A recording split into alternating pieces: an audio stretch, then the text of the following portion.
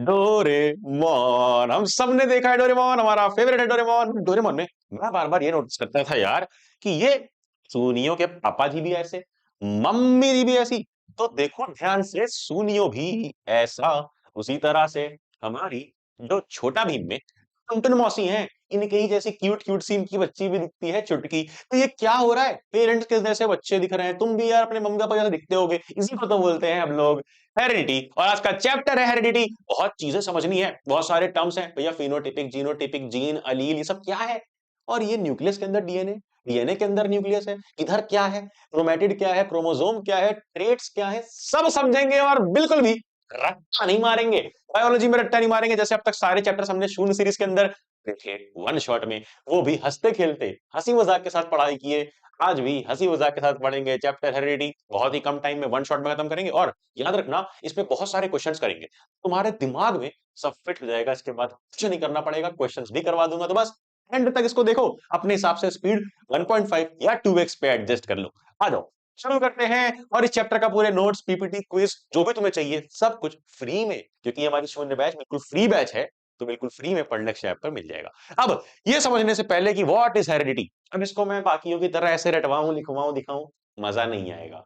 एक बार थोड़ी फीलिंग्स के साथ समझते हैं। मान लो यही वाला चीज, मान लो जैसे ये शून्य खड़ा है, एक बार तुम खड़े हो जाना और अपने पापा को देखना, अपनी मम्मा को देखना, कुछ ना कुछ तो आई होंगी क्वालिटीज। जैसे पापा अगर लंबे होंगे तो तुम भी लंबे हो रहोगे। मम्मी अगर, आंखों का कलर मम्मी के ब्राउन होगा या थोड़ा ब्लूइश होगा या एकदम डार्क ब्लैक होगा, तुम्हारी भी आंखों का कलर वैसे ही होगा। उसी तरह से अगर तुम्हारी मम्मी या पापा के बाल करली हैं तो तुम्हारे भी करली हो सकते हैं। तो ये जो क्वालिटीज का ट्रांसफर है, कहां से, पापा मम्मी के अंदर से बच्चे में। मतलब भैया, मतलब सिंपल सा इतना कि मान लो ये हैं तुम्हारे पापा जी, बड़े हैंडसम से हैं, और ये है तुम्हारी मम्मा जी। ठीक है, पापा जी, मम्मा जी। पापा जी और मम्मा जी के बारे में मैं ये बता दूं कि इनकी जो भी क्वालिटीज हैं, जो भी क्वालिटीज हैं, जो भी कैरेक्टरिस्टिक्स हैं, जो भी चीजें तुम्हें दिख रही हैं, है ना, जो भी क्वालिटीज हैं, ये ट्रांसफर हो जाए तुम्हारे अंदर, है ना, तुम्हारे अंदर ट्रांसफर हो जाए, तो इस चीज को, क्वालिटीज का ट्रांसफर होना फ्रॉम पेरेंट्स, कहां से कहां तक, from parents to to son, daughter नहीं, बायोलॉजी वाला वर्ड यूज कर लो, खुश हो जाएंगे यार एग्जामिनर्स। बायोलॉजी वाला वर्ड क्या है, ऑफस्प्रिंग। ऑफस्प्रिंग, बच्चों को बायोलॉजी में बोलते हैं ऑफस्प्रिंग्स। तो पेरेंट से ऑफस्प्रिंग में कैरेक्टर्स का पहुंच जाना, क्वालिटीज का पहुंच जाना कहलाता है हेरेडिटी, ट्रांसफर हो जाना। आप देखो बायोलॉजी वाला जैसे एक वर्ड बताया मैंने ऑफस्प्रिंग, या सन डॉटर भी लिख सकते थे, उसी तरह ना क्वालिटीज को बायो वाले ना एकदम स्मार्ट और साइंटिफिक दिखने के लिए क्वालिटीज को ही बोलते हैं एक वर्ड जिसका नाम है ट्रेड्स। तो अगली बार जब ये ट्रेड्स वर्ड कहीं पर भी देखना, तो बिल्कुल भी डरना नहीं, क्योंकि ट्रेड्स का मतलब क्या है, ट्रेड्स का मतलब वही है क्वालिटीज। जो भी क्वालिटीज तुम्हें दिख रही है, जैसे कि हाइट हो गया, वेट हो गया, तुम्हारे बाल कैसे हैं, आंख कैसी है, हर एक चीज, तो जो क्वालिटीज है इसका ट्रांसफर होना कहलाएगा हेरिडिटी। तो इसको ऐसे बोल सकते हैं, ट्रांसफर ऑफ क्वालिटीज या ट्रेड्स इज कॉल्ड हेरिडिटी। यही हमारी डेफिनेशन है यार, मैं रटवाना नहीं चाहता था, इसलिए मैंने पहले बता दिया बड़े प्यार से।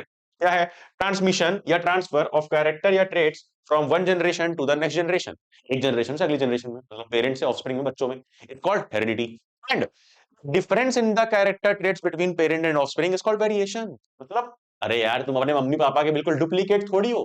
कोई भी लिविंग ऑर्गेनिज्म हो, चाहे वो प्लांट ही क्यों ना हो, चाहे वो एनिमल्स हो, कुत्ते का बच्चा कुत्ते के जैसा दिखता है, बट सेम डुप्लीकेट नहीं होता। हाँ, पपीज को खिलाते हो विंटर में, देखते हो एकदम सेम डुप्लीकेट नहीं है, उसी तरह तुम भी हो। क्यों? क्योंकि सेक्सुअल रिप्रोडक्शन का ऑफस्प्रिंग है, ऑफस्प्रिंग यानी बच्चा है।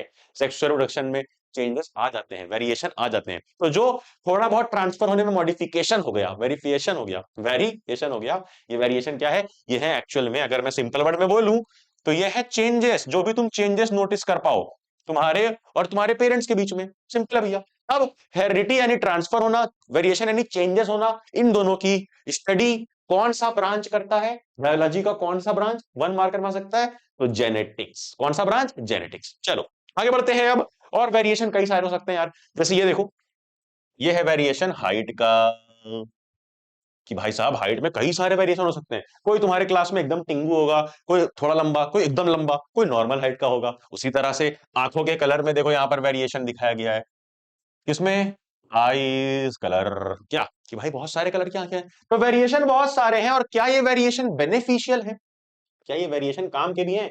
जो दुनिया में इतने सारे आंखों के कलर, इतने सारे बालों का कलर, इतनी सारी हाइट है, इतनी सारी बॉडी मसल टाइप है, क्या काम की है? हाँ, काम की है नहीं, ये हम समझेंगे इस केस से। अभी तक तो बेटा तू इधर उधर देख रहा था, अभी तक एकदम ध्यान नहीं था, अभी तक तो दूसरे टैब में कहीं ग्रुप में गेमिंग की बातें हो रही थी, कहीं रेडिट में बैठ करके बुराई हो रही थी किसी की, तो कहीं कोई अपनी आशिकी कर रहा था दूसरे टैब में कि बेबी कहाँ हो। बट अचानक से जानवी कपूर को देखते ही आंखें स्क्रीन पे, वो आंखें स्क्रीन पे ही रहनी चाहिए, ठीक है? इमेजिन कर, मेरे साथ इमेजिन कर, इमेजिन ये कर कि ये जानवी कपूर नहीं है, इमेजिन कर कि ये और ये क्या है, ये है ब्लू बैक्टीरिया और ये है रेड बैक्टीरिया। अरे मान ले भाई, ये है रेड बैक्टीरिया, ये है ब्लू बैक्टीरिया, दोनों बैक्टीरियाज हैं।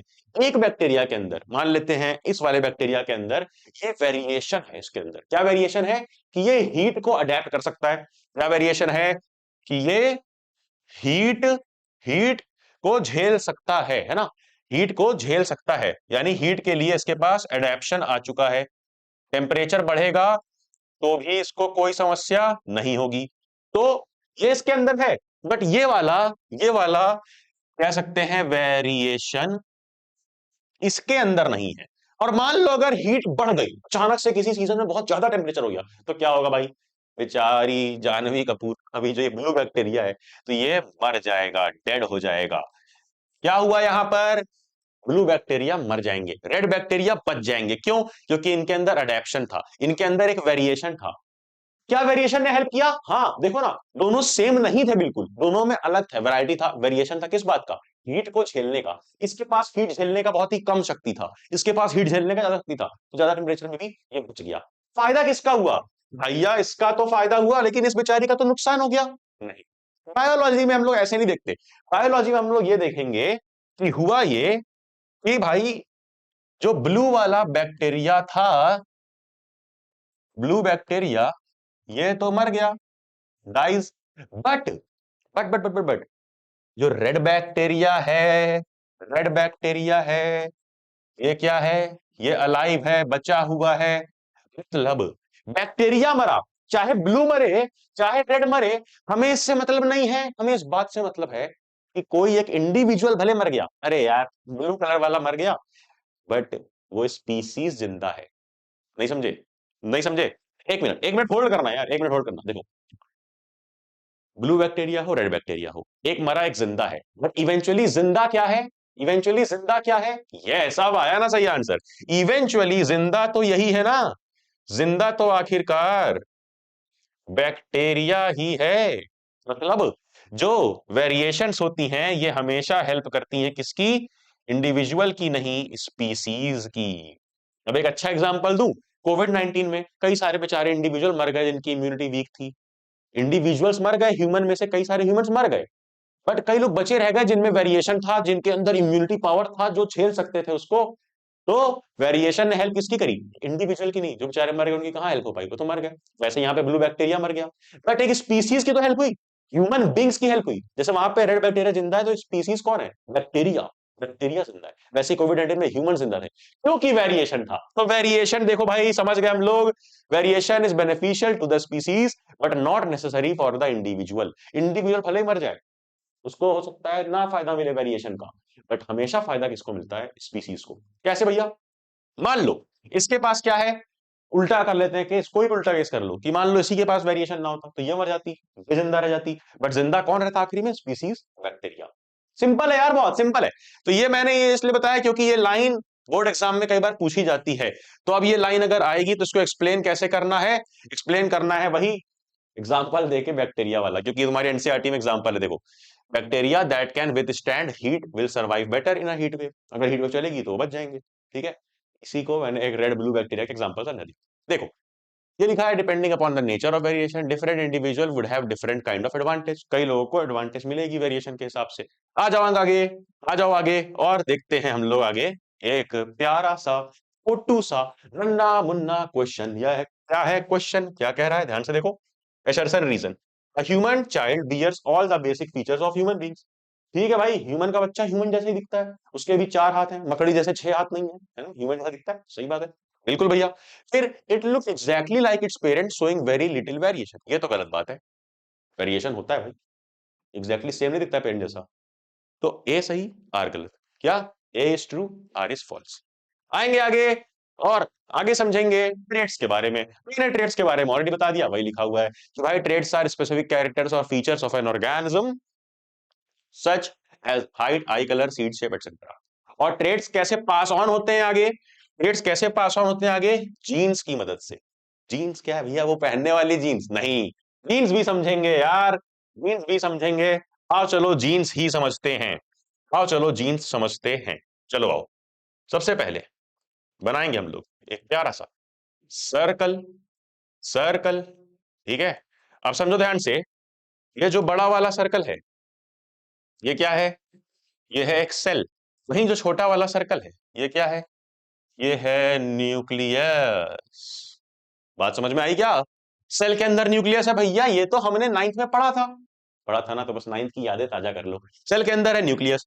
अब एक बार न्यूक्लियस को थोड़ा सा जूम कर दो, न्यूक्लियस के अंदर चलते हैं, देखते हैं न्यूक्लियस के अंदर क्या है। सेल के अंदर तो न्यूक्लियस है, बट न्यूक्लियस के अंदर होता है, न्यूक्लियस के अंदर होता है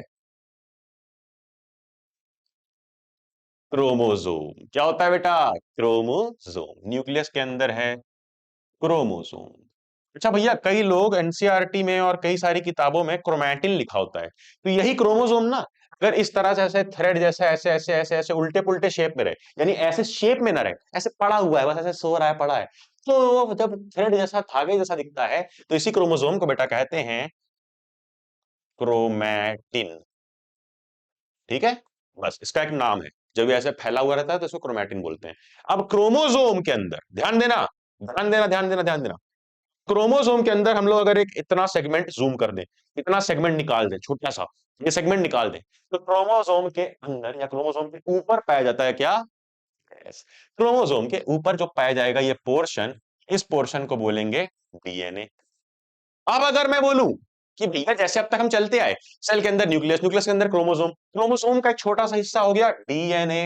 अब डीएनए के अंदर अगर मैं बोल दूं कि इसके अंदर एक छोटा सा हिस्सा निकाला जाए, हाँ बिल्कुल, छोटा सा हिस्सा, तो डीएनए के अंदर का छोटा सा हिस्सा कहलाएगा जीन। ये छोटा सा हिस्सा कहला दिया जीन। क्या ये फ्लो समझ में आ रहा है यार? बहुत सारे ना टॉपर्स भी कंफ्यूज होते हैं इसमें, क्लियर रखना बिल्कुल। क्या है भैया? सेल के अंदर न्यूक्लियस, न्यूक्लियस के अंदर क्रोमोसोम, क्रोमोसोम पे पाया गया डीएनए, और डीएनए में पाया गया जीन। सिंपल। भाई यहां पर देखो दिखाया गया है, यहां पर आगे देखोगे ध्यान से तो तुम्हें दिखेगा ये कि भाई साहब क्या है ये? सेल के अंदर है न्यूक्लियस, न्यूक्लियस के अंदर ये क्या है? देखो न्यूक्लियस के अंदर क्या है? न्यूक्लियस के अंदर है डीएनए। अब डीएनए का ही एक छोटा सा अगर हिस्सा, ये तो मतलब बहुत जूम कर दिया गया, फैला दिया गया है, तो डीएनए का ही छोटा सा हिस्सा क्या कहलाएगा? जीन। ठीक है, ठीक है, सिंपल। और कोई अगर डीएनए का फुल फॉर्म पूछे तो भैया वो तो हमें आता ही है, D oxy ribo nucleic acid. यार ये ना वन मार्कर में कभी कभी पूछा जा सकता है, इसलिए पता कर लो। डीऑक्सी राइबो, डीऑक्सी याद कर लो, डीऑक्सी फिर राइबो न्यूक्लिक एसिड। सिंपल है, सिंपल है भैया। तो हमने क्या पढ़ा कि भाई ट्रेड्स क्या होते हैं, और हमने ये भी पढ़ लिया कि ट्रेड्स ट्रांसफर होते हैं जीन्स की मदद से। और जीन्स क्या है अब हम समझ गए हैं, जीन्स है डीएनए के ऊपर का एक छोटा सा ऐसे कोई सेगमेंट, छोटा सा कहीं का पार्ट। अब समझो कि जो ट्रेड्स हमने पढ़े थे, ट्रेड्स क्या पढ़ा था? क्या पढ़ा था? ट्रेड्स पढ़े थे भैया। तो ये जो ट्रेड्स थे, यानी जो क्वालिटीज थी, ये दो टाइप्स के हैं। कितने? दो टाइप के। वेरी शॉर्ट आंसर में आ जाएगा, अभी बता रहा हूं, वेरी शॉर्ट आंसर में आएगा कि differentiate between acquired and inherited traits. तो देखो ध्यान से समझो, एक है एक्वायर्ड ट्रेड्स और एक है इनहेरिटेड ट्रेड्स। इनहेरिटेड ट्रेड्स क्या है बेटा? तो पेरेंट से बच्चे में आते हैं, पेरेंट से बच्चे में आते हैं, जैसे कि आई कलर हो गया, हेयर टाइप हो गया, blood type, positive, B positive, O positive. क्या हो तुम? मैं तो ओ पॉजिटिव हूं, तुम कमेंट में बताओ। तो बस ये सारी चीजें पेरेंट से बच्चे में आती हैं जीन्स की मदद से। हमने जीन्स देख लिया क्या होता है। फिर वही इनहेरिटेड ट्रेट्स हमने देख ली। अब एक्वायर्ड ट्रेट्स होती है। एक्वायर्ड नाम से ही मालूम पड़ रहा है यार, आस-पास से एक्वायर करना, यानी ले लेना, यानी पैदा होते समय नहीं मिलता है। ये तो देखो at the time of birth आ जाएगा। ये कहां आएगा? ये आएगा at the time of birth ही जीन्स के फॉर्म में ट्रांसफर हो जाएगा। बट ये ना, ये पूरी लाइफ टाइम में हम खुद से कलेक्ट करते हैं। ये वो क्वालिटीज हैं जो हम खुद से बनाते हैं लाइफ टाइम में, पैदा होने के बाद। पैदा होने के बाद। वैसे वैसे हो गया मसल स्ट्रेंथ एक्सरसाइज करने से आएगी, ये नहीं कि पापा अगर पहलवान थे तो बच्चा भी पहलवान होगा। ठीक है, ग्रेट खली का बच्चा जो बेटी हुई है उनकी प्यारी सी, जरूरी नहीं है कि वो आगे चल के पहलवान बने। तो ये तो अपने से आएगी एक्सरसाइज करने से स्ट्रेंथ। फिर वहीं अगर मान लो कोई इंजरी लग जाए, किसी का हाथ टूट गया, तो ऐसा थोड़ा होगा कि जो उसका बच्चा पैदा होगा उसका भी हाथ नहीं रहेगा, ये तो नहीं होगा। क्यों? क्यों? क्योंकि एक्वायर्ड ट्रेड्स आगे ट्रांसफर नहीं होते, the traits not pass to the offspring. ठीक है, सिर्फ ये वाले ट्रेड्स ट्रांसफर होते हैं, ये वाली क्वालिटीज ट्रांसफर होती हैं, और ये पास नहीं होते। अब देखो एग्जांपल के लिए, तुमने धुरंधर तो देखी होगी, और धुरंधर में जरूर सुना होगा कि रहमान भाई कौन थे, और अगर रहमान डकैत के साथ धोखा किया ना, तो उसका अंजाम बहुत कसाईनुमा होता है। अरे एक डायलॉग मैं भूल गया यार, ब्रेन रॉट हो गया मेरा। रहमान डकैत के साथ दी गई का अंजाम बहुत ही कसाईनुमा होता है, ऐसा एक डायलॉग था यार, तुम कमेंट में बता देना। चलो चलो, धुरंधर जिसने देखी है उसे ये पता है कि ये अक्षय खन्ना। अब अक्षय खन्ना सैडली बाल्ड। अब इनके पेरेंट का भी हेयर लाइन कुछ ऐसा ही था विनोद खन्ना जी का, इस वजह से ऐसा हुआ। ठीक है, उसी तरह Amitabh Bachchan is very tall, so Amitabh Bachchan के जो सन है अभिषेक बच्चन, ये भी टॉल है ना, है ना, टॉल है। अच्छा, तो ये जो टॉलनेस है या बाल्डनेस है, ये क्या है, ये ट्रांसफर हुई है ना, इसको क्या बोलेंगे जल्दी बताओ। ये ऐसी एक एग्जांपल है इनहेरिटेड ट्रेट का, एग्जाम्पल हो गया। ठीक है ना, ठीक है ना, हाँ अब मुझे आ गया डायलॉग याद, अब मुझे आ गया डायलॉग याद। रहमान डकैत की दी हुई मौत बड़ी कसाईनुमा होती है। ये था डायलॉग, ये था डायलॉग यार, मैंने भी देखी है धुरंधर। फिर इनहेरिटेड ट्रेट तुम समझ गए, फिर होती क्वायर ट्रेट। मान लो विराट कोहली का बच्चा कल को क्रिकेटर बनता है, तो वो इसलिए नहीं बन गया क्रिकेटर क्योंकि विराट कोहली का बच्चा है ना, क्योंकि वो किंग कोहली का बच्चा है इसलिए नहीं, किंग तो है भाई वो, बट ये इसलिए बनेगा क्योंकि ये खुद प्रैक्टिस करेगा। जैसे आज सचिन तेंदुलकर का बेटा अर्जुन तेंदुलकर मुंबई इंडियंस में खेलता है ना, तो वो अपनी मेहनत से इस स्किल को एक्वायर किया है, इसलिए नहीं क्योंकि वो सचिन का बच्चा है तो वो पैदा होते ही क्रिकेटर बन गया था, ऐसा नहीं है, उसने सीखा है। तो जो हम लाइफ टाइम में सीखते हैं उसके एग्जाम्पल ये हो गए, ये कहलाते हैं बेटा एक्वायर्ड ट्रेड्स। ठीक है ना, चलो अब आओ आगे, फटाफट से बढ़ते हैं एलील के ऊपर। या ये एलील क्या है, आंसर समझना, टर्म्स बड़े इंपॉर्टेंट है चैप्टर में, टर्म्स समझ जाओगे तो ये चैप्टर बड़ा इजी लगेगा। An allele is an alternative form of the same gene. Every trait like height, eye color, seed shape is controlled by a pair of alleles, one from the father and other from the mother. चलो यार image से समझते हैं। Gene क्या हमने समझ लिया था, जीन क्या हमने समझ लिया था, एक छोटा सा टुकड़ा अगर निकाल लें तो वो है जीन। डीएनए के अंदर से एक छोटा सा टुकड़ा अगर निकाल लिया, डीएनए है, डीएनए के अंदर छोटा टुकड़ा निकाल लिया, वो है जीन। समझो, क्रोमोसोम के ऊपर, क्रोमोसोम के ऊपर इस तरह से एलील लगे होते हैं, एलील 1, एलील 2, एलील 3। और एलील बेटा होते क्या है, किसी भी क्वालिटी के ना अल्टरनेट पेयर्स। मतलब जैसे मान लो हाइट है, जैसे मान लो हाइट है, तो एलील 1 क्या है, एलील 1 अगर एक क्वालिटी को रिप्रेजेंट कर रहा है और वो है हाइट, तो ये एलील पेयर में होगा, ये एलील पेयर में होगा, ये एलील पेयर में होगा, ऐसे आमने सामने होगा, एक ये एक ये पेयर में होगा, जो कि क्या डिसाइड करेगा, एक होगा एलील टॉल वाला, राइट, दो ही टाइप की हो सकती है, तो एक होगा टॉल वाला, एक होगा शॉर्ट वाला। तो एलील क्या है, alternative forms of a trait, किसी भी क्वालिटी का जो भी वेरिएशन हो सकता है, अल्टरनेटिव फॉर्म हो सकता है। अगर हाइट वाला एलील 1 तो ये होगा, मान लो एलील 2 है आई कलर वाला, तो बताओ क्या होगा, एक ये है, एक उसी के सामने होगा, तो क्या हो सकता है, एक ब्लैक हो सकता है, ब्राउन हो सकता है। फिर मान लो एलील 3 क्या है, एलील 3 है हेयर टाइप, तो एक क्या हो सकता है, एक स्ट्रेट हो सकता है, एक कर्ली हो सकता है। तो अलग अलग डिफरेंट डिफरेंट अल्टरनेटिव फॉर्म्स जो हैं किसी भी क्वालिटी किसी भी ट्रेट के, क्या है, एलील है। तो allele is an alternative form of the same gene के अल्टरनेटिव फॉर्म, और जीन ही आगे जाकर के तो क्वालिटी बनाता है, ट्रांसफर करता है। ठीक, इसीलिए मैं ऐसा बताया मैंने। तो every trait like height, eye colour is controlled by a pair of allele, one from father one from mother. तो एक फादर से आता है, एक मदर।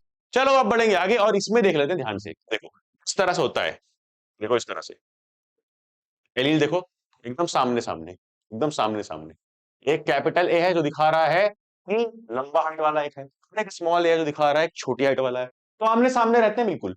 फिर ध्यान से देखो, एक एलील इसी के सामने मिल गया, क्या, अटैच्ड ईयरलोब का, कि ईयरलोब ऐसे चिपका हुआ रहेगा, ये ईयरलोब जो फ्री है चिपका हुआ रहेगा, और वहीं उसी के सामने एक क्या है जो फ्री वाला है, ठीक है, अब जो सा आ गया अंदर बच्चे के, वैसा हो जाएगा। मान लो एलील आ गया, जैसे मेरा फ्री ईयरलोब है, तो हो सकता है मेरे पास फ्री वाला आ गया। तो ये एलील क्या है भाई? ये अल्टरनेटिव फॉर्म ऑफ जीन्स है, जो आगे चल के दिखाएगा क्वालिटी कैसी है, कैसा दिख रहा है बच्चे में वो पर्टिकुलर क्वालिटी। हर अलील एक क्वालिटी के लिए होता है। चलेंगे अब आगे और अब बढ़ेंगे टाइप्स ऑफ अलील पर। एलील दो टाइप के हैं। क्या है? एक है डोमिनेंट एलील, यानी एक है रिसेसिव एलील। डोमिनेंट कौन सा है ना, जो हमेशा बाहुबली है, जो कहेगा रिसेसिव वाले में भाग यहाँ से, भाग भाग भाग भाग।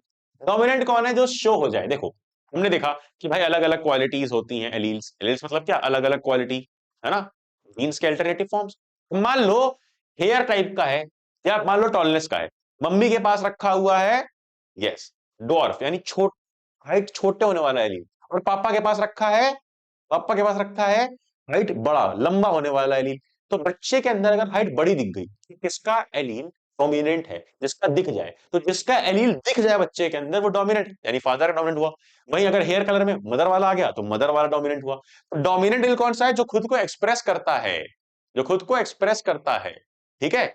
और ये क्या है? Recessive expresses only when present twice. ये कब एक्सप्रेस करता है? जब ये डबल टाइम हो। डबल टाइम मतलब कि जब ये ऐसे दिखे, स्मॉल टी स्मॉल टी। और ये वाला जो है ना, डोमिनेंट वाला, ये सिंगल भी रहेगा तब भी यही आएगा। जैसे कि मान लो ऐसे डबल दिखे या ऐसे दिखे, तो भी ये डोमिनेंट है, इसलिए यही आएगा।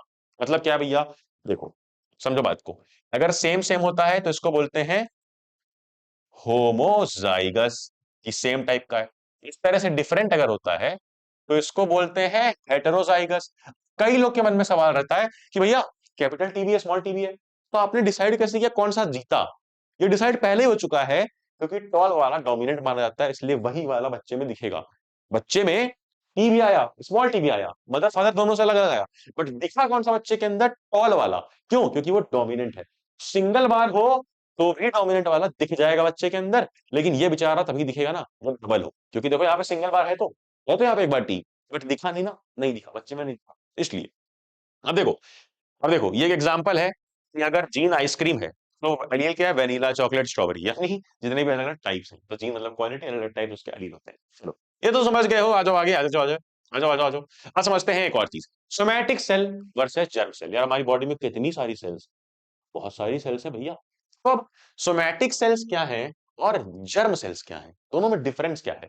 देखो, जो बॉडी में हर तरह फैली हुई है, ये सारी सोमैटिक सेल्स हैं। सारी सारी की सारी सोमैटिक सेल्स है भाई साहब, सारी। देखो, somatic cells are any cells in a multicellular organism, कोई भी सेल, कोई भी सेल। लेकिन जर्म सेल बड़ी स्पेसिफिक है। जर्म सेल है गैमीट वाली सेल।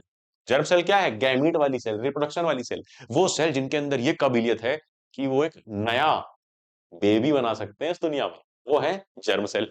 अब देखो, ये मेजोरिटी में होता है, ये बहुत ही कम नंबर में होता है। ये skin cell, nerve cell, muscle cell, बहुत सारे एग्जांपल हैं इसके। इसके एग्जांपल क्या है? स्पर्म सेल मेल के अंदर, और एग सेल या ओवम फीमेल के अंदर। और एक बात इंपॉर्टेंट जो इसके अंदर लिखी हुई है, ध्यान से देखना, कि सोमैटिक सेल हमेशा डिप्लॉयड होती है। डिप्लॉयड का मतलब भैया कि उसके अंदर ना 46 क्रोमोसोम होते हैं। इसको ऐसे लिखा जाता है 2n 46। वहीं जर्म सेल जो है, रिप्रोडक्टिव सेल बोलो, जर्म सेल बोलो, ये हमेशा हैप्लॉइड होती है बेटा, याद रखना। हैप्लॉइड यानी इसके अंदर सिर्फ 46 का आधा, यानी 23 क्रोमोसोम। नहीं समझ में आ रहा है? अरे भाई, क्रोमोसोम का नंबर है, अगर 46 है तो डिप्लॉयड कहलाएगा। 2n डबल, और ये सिंगल है क्योंकि इसका आधा है 23। ठीक है, तो क्या याद रखना है डिफरेंस, की जर्म सेल हैप्लॉइड होता है, और सोमैटिक सेल जो पूरे बॉडी में है, ये डिप्लॉयड होता है, डबल क्रोमोसोम रखता है 46 नंबर में। इसका डिवीजन माइटोसिस प्रोसेस के थ्रू होता है, और इसका डिवीजन मियोसिस प्रोसेस के थ्रू होता है। अभी हम आगे इसका लॉजिक समझेंगे, अभी तुम बस इतना जानो। फिर चेंजेस जो होते हैं ये इनहेरिटेड नहीं होते हैं। जो भी चेंजेस है, म्यूटेशन है, ये नहीं आते हैं आने वाले ऑफस्प्रिंग में। बट यार, इसमें जो चेंजेस है, म्यूटेशन है, वो तो आगे जाएंगे ना भाई। स्पर्म और ओवम के अंदर जो जो चेंजेस हैं, वही तो, उसी से तो बच्चा बनेगा, उसी से तो पूरी क्वालिटी उसकी आएंगी। तो बिल्कुल सही बात है। फिर इसका फंक्शन है अपना ग्रोथ, डेली बॉडी फंक्शन, ये सब। इसका फंक्शन है क्या? रिप्रोडक्शन। और ये कई सारी हैं, ये बस दो ही हैं, स्पर्म मेल में, एग फीमेल में। चलो, अब बढ़ो आगे। हैप्लॉइड सेल बता दिया क्या होता है? Cell containing one set of chromosome. One set of chromosome मतलब कितना नंबर में? नंबर में 23। और वही cells containing two sets of chromosome, number में 46। ठीक है, चलेंगे आगे। और अब इस सवाल का जवाब तुम लोग दे लोगे। ये है सीबीएसई का पापा क्वेश्चन, और सच में एक बढ़िया क्वेश्चन है, सच में।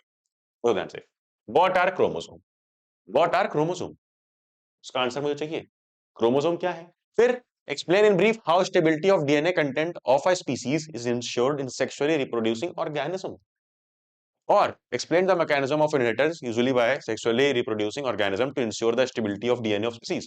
अब देखो भैया, ये पूछ लिया गया कि भाई साहब स्टेबिलिटी कैसे मेंटेन की जाती है डीएनए की, क्यों क्यों ऐसा पूछा गया पता है?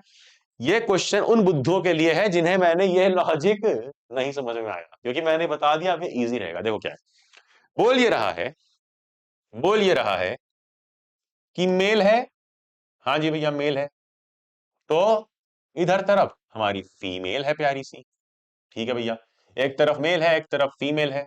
अब समझो बात को ध्यान से, इसके पास से भी एक सेल आया स्पर्म, इसके पास से एक सेल आया ओवम या एग, तो ये वाला जो सेल है और ये वाला जो सेल है, इसमें भी 46, इसमें भी 46, फिर यही दोनों तो मिलते हैं ना, तभी तो बच्चा बनता है। तो 46 प्लस करेंगे तो क्या हो जाएगा, ये तो 92 हो जाएगा। तो ये तो भाई नंबर ऑफ क्रोमोसोम मैनेज ही नहीं कर पाएगा, डीएनए वीएनए कुछ नहीं रह पाएगा, बैंड बच जाएगी, सेल नहीं बन पाएगा, सेल नहीं बन पाएगा। बट हमें लॉजिक क्या पता है, बताओ लॉजिक क्या पता है हमें, कि जो स्पर्म है और ओवम है, ये एक्चुअली में क्या होते हैं बेटा जी, ये एक्चुअली में हैप्लॉइड होते हैं, हैप्लॉइड यानी 23 और 23 नंबर में होते हैं। तो इसलिए इनके मिलने से कोई दिक्कत नहीं होती, क्योंकि यहां जो नंबर है वो 46 मेंटेन्ड रहता है। ये 46 नंबर ही किसी भी सेल के अंदर हो सकता है क्रोमोसोम का, तभी सेल जिंदा रहेगी। तो 46 क्यों मेंटेन हो पाता है, क्योंकि जो सेक्स सेल है, जो मैंने बताया जर्म सेल्स, ये हैप्लॉइड होती है अपने नेचर में पहले से। ठीक है, वही हमारा आंसर रहेगा। ये आंसर यहां आप ध्यान से देखना।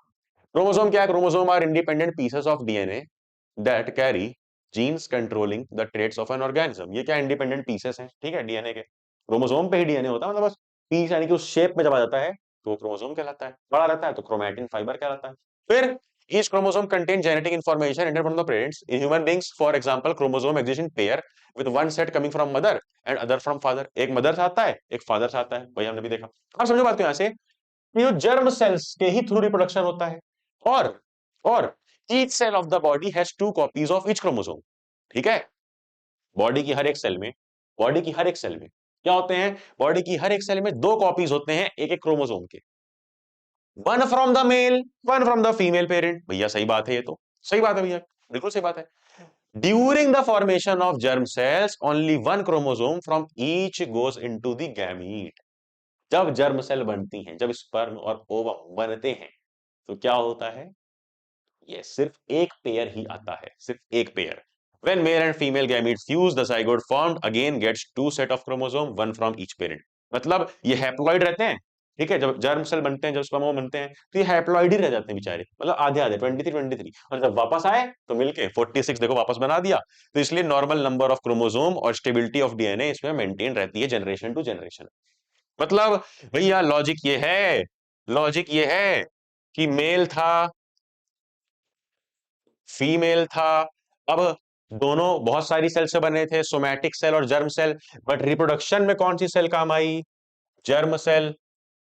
और जर्म सेल भैया अच्छा हुआ हैप्लॉइड है, 23 मिल करके क्या हो गया, बन गया जाइगोट जो कि 46 यानी डिप्लॉइड है। ठीक है, ठीक है ना, तो जर्म सेल से ही, ये जर्म सेल से ही जाइगोट बनता है, फिर आगे जाके वापस सोमैटिक सेल जर्म सेल पूरी बॉडी को वापस बना देता है। यही खास बात है जर्म सेल्स की, यानी सेक्स सेल्स की। अब होमोजाइगस और हेट्रोजाइगस क्या है, ये बड़ा इजी है। होमोजाइगस हेट्रोजाइगस बहुत इजी है, बहुत इजी है। लगभग आधे घंटे की क्लास हुई है और हमने अब तक यहाँ तक पहुंच गए हैं, तो बड़ा मजा आएगा आगे भी, देखते जाओ।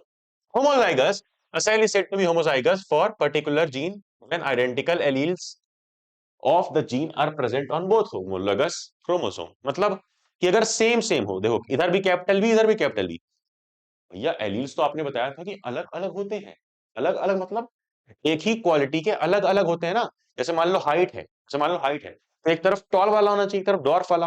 लेकिन अगर ऐसा हो जाए कि दोनों सेम है, इस तरफ भी टॉल वाला अलील है, इस तरफ भी टॉल वाला अलील है, और अगर दूसरे क्रोमोसोम पे इस तरफ भी डॉर्फ वाला अलील है, इस तरफ भी डॉर्फ वाला अलील है, सेम है, तो सेम अगर अलील रहे दोनों तरफ, तो क्या होगा, होमोजाइगस, है ना। ये बिल्कुल सेम लेटर रहते हैं। ऐसे लिखा रहेगा कैपिटल में या स्मॉल में लिखा रहेगा। वही जब अलग अलग रहे, जो कि होना चाहिए, बढ़िया बात है अलग अलग, तो अलग अलग जब रहे, जैसे देखो एक कैपिटल भी है टॉल वाले के लिए और स्मॉल भी है डॉर्फ वाले के लिए, तो इस केस में ये ऐसा हमेशा लिखा रहेगा, एक कैपिटल एक स्मॉल, चाहे बी बी के फॉर्म में हो चाहे टी टी के फॉर्म में हो, किसी भी लेटर से डिनोट कर सकते हो, उसमें कोई दिक्कत नहीं है। ये कहलाएगा हेटेरोजाइगस। क्या? हेटेरोजाइगस। ठीक है। अब हम पढ़ेंगे चैप्टर का सबसे important topic, cross. Mono hybrid वाला भी डाई हाइब्रिड वाला भी। ध्यान से देखना, ध्यान से देखो, देखो मोनो मोनो हाइब्रिड। अब मोनो का मतलब क्या होता है बेटा? मोनो का मतलब होता है भैया सिंगल। हाइब्रिड का मतलब अलग अलग क्वालिटीज। तो सिंगल क्वालिटीज का क्रॉस कराया जाए। Mono hybrid is a genetic cross between two organism that differ in only one trait, वही वन क्वालिटी। ठीक है। One contrasting character. Contrasting character मतलब कि भाई जो उल्टा पुल्टा हो, जैसे कि लंबाई है तो उसमें हम कंट्रास्ट निकाल सकते हैं, लंबा होता है छोटा होता है। जैसे कि कलर है, कंट्रास्ट निकाल सकते हैं, डार्क है या लाइट है। इसी तरह से बाल है, उसमें भी कंट्रास्ट निकाल सकते हो। कंट्रास्ट मतलब होता है डिफरेंस निकाल लेना, कि कर्ली है या सिल्की है। डिफरेंस निकालने वाले कैरेक्टर्स होने चाहिए और किसी एक क्वालिटी पे करेंगे। और इन्होंने किसका इस्तेमाल किया था? पी प्लांट्स का। पी प्लांट्स का। और आगे हम देखेंगे भी कि क्यों पी प्लांट्स का इस्तेमाल किया, और उन्होंने किस चीज पे कंपैरिजन किया था? हाइट पर। तो आओ देखते हैं बड़े ही प्यार से। अब अब बिल्कुल ध्यान से देखना, बहुत इंपॉर्टेंट पार्ट है, पेरेंट जनरेशन। ये टॉल है तो capital T capital T, tall है कैपिटल टी। कमेंट में बताओ दोनों सेम है तो इसको होमोजाइगस बोलेंगे या हेटेरोजाइगस? कमेंट में बता देना वरना पिट जाएगा बेटा। इतना तो आ जाना चाहिए, अब तक इतना तो आता ही होगा, आता है भैया। ये डॉर्फ है, एक एक पेरेंट टॉल है, एक पेरेंट डॉर्फ है। ठीक है, प्लांट की बात हो रही है। अब हुआ क्या? इनके बने गैमीट्स। गैमीट्स यानी क्या? वही सेक्स सेल्स। ठीक है, इनके बने गैमीट्स, सेक्स सेल्स। तो क्या हुआ?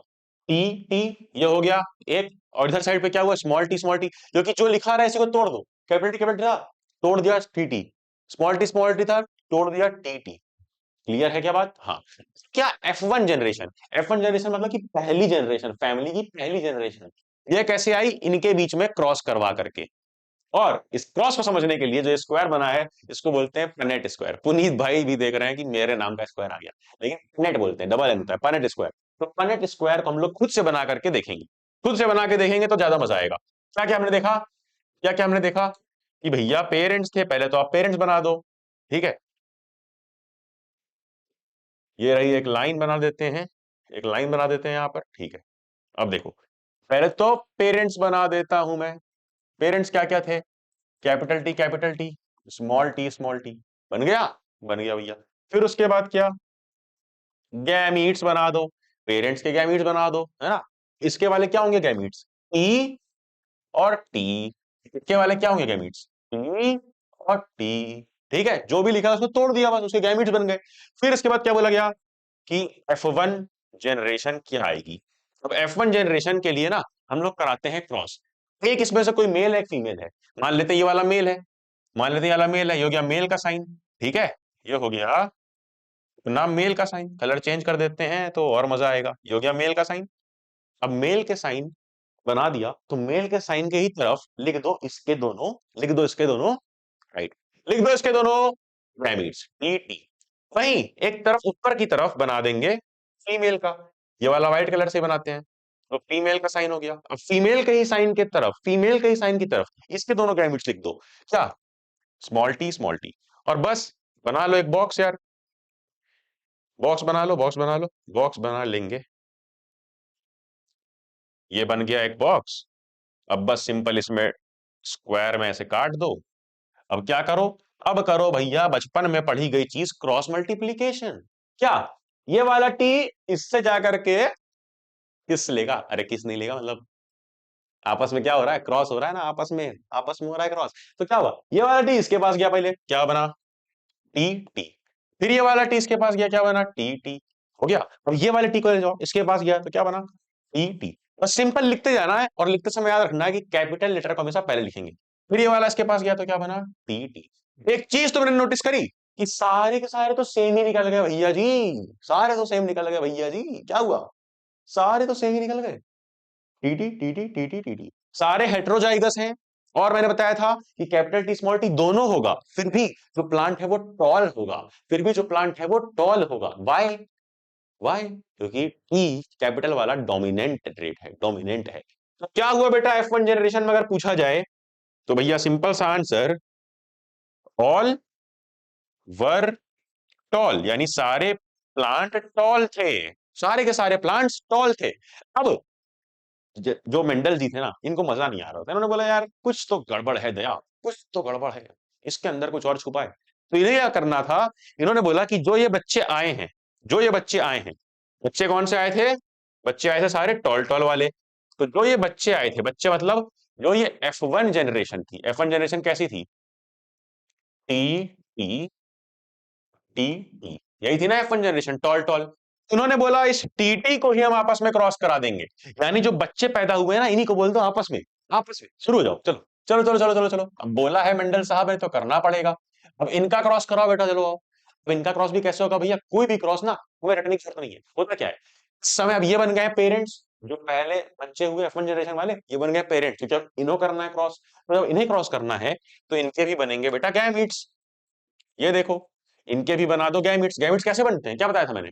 जो लक्षण लिखे हो इन्हीं को तोड़ दो, क्या हो जाएगा यहाँ पे? क्या हो जाएगा? टी। और यहां पर भी क्या हो जाएगा, जल्दी बोलो? टी टी टी, यहां पर भी टी। ठीक है, टी टी टी टी। अब समझो ध्यान से कि अब इनकी जो जनरेशन आएगी बेटा, उसको क्या बोलेंगे? F2 जनरेशन, क्योंकि ये फैमिली की सेकंड जनरेशन है। क्या बोलेंगे? F2 generation. तो इसके लिए भी वही खेल करेंगे हम लोग, फिर से एक बार बनाएंगे अपना box.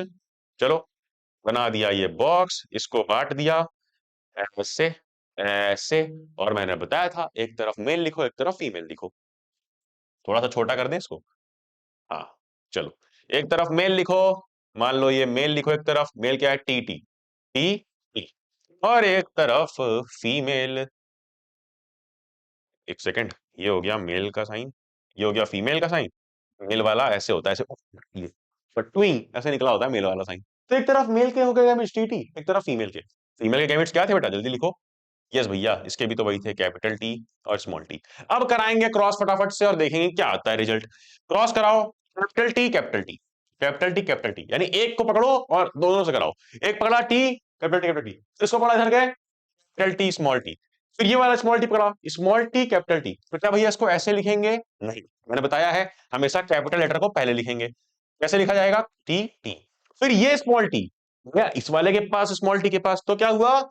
Small T small T. देखो खेल कुछ डिफरेंट है, यहाँ पर कुछ अलग अलग जनरेशन दिख रही है, यहाँ पर कुछ अलग अलग जनरेशन दिख रही है। मुझे बताओ कितने टॉल हैं कितने डॉर्फ है, खुद से यार, रट के नहीं, खुद से।